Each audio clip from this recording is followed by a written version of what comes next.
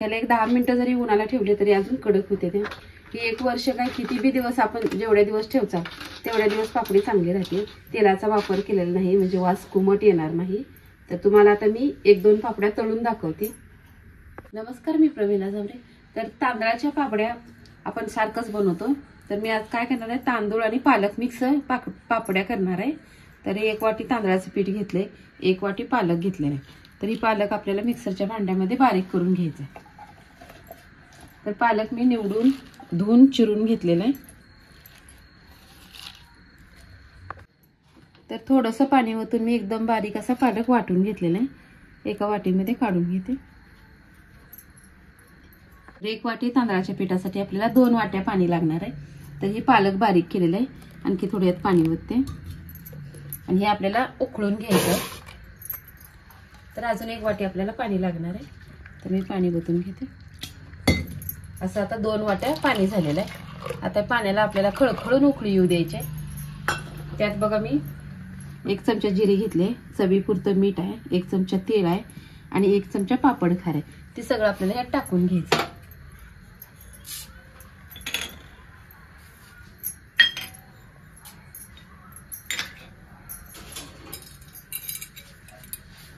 आपल्याला आता छान अशी उकळी येऊ द्यायची.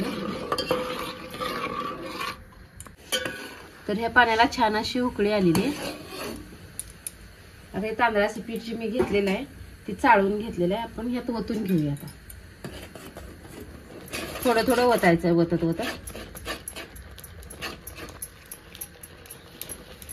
मी गॅस बंद केलेला आहे आणि पीठ खाली घेऊन छान असं गरगटून घेतलेलं आहे.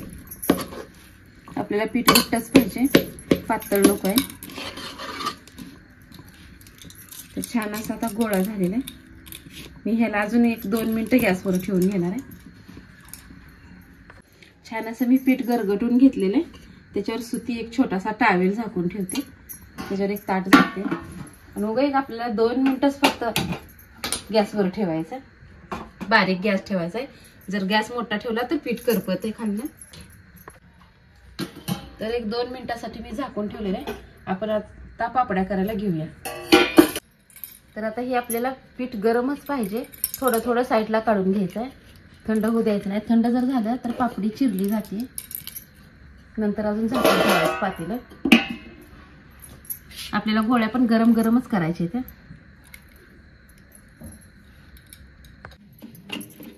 एकदम गरम गरम पीठ आहे. आता ह्याला तेल नाही लावणार मी. तेल लावलं तर वास पापडीचा तसाच येते. असंच आपल्याला गोळी बनवून घ्यायची आहे. तर आपण पेढा किती मोठा असतो तेवढ्याच अंदाजाची गोळी बनवायची. थोडंसं पाण्याचा हात घेतलेला आहे मी. आता तुम्हाला मी पापडी करून दाखवते. इकडे सुप्रीमची तेल पिशवी घेतलेली आहे.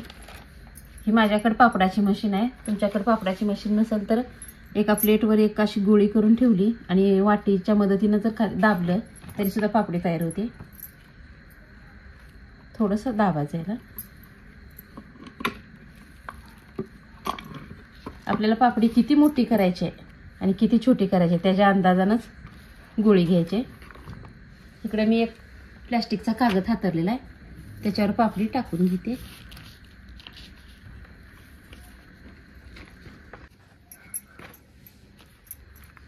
पापडी टाकल्यानंतर फक्त हात फिरवायचा आहे वरून. तर आता अशाच प्रकारे मी सगळ्या पापड्या करून घेणार आहे.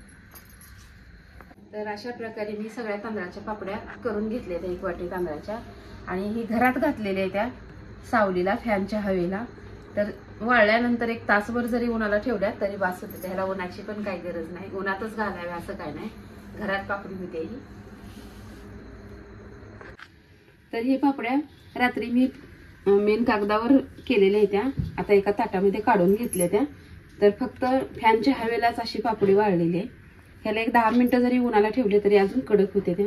ही 1 वर्ष काय किती बी दिवस आपण जेवढ्या दिवस ठेवचा तेवढ्या दिवस पापडी चांगली राहते. तेलाचा वापर केलेला नाही म्हणजे वास कुमट येणार नाही. तर तुम्हाला आता मी 1-2 पापड्या तळून दाखवते. तर आता तेल छान असं तापलेलं आहे. मी पापडी टाकून घेतली. किती मोठी पापडी झाली. पापडीच्या अंदाजानच तेल पण ओतायचंय.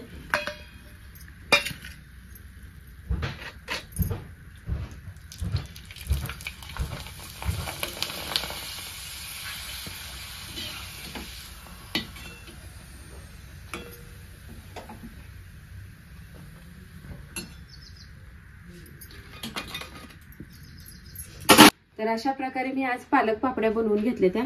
तुम्हीही करून बघा. माझा व्हिडिओ आवडला तर नक्कीच लाईक करा, सबस्क्राईब करा. फेसबुकवर बघत असाल तर फॉलो करा.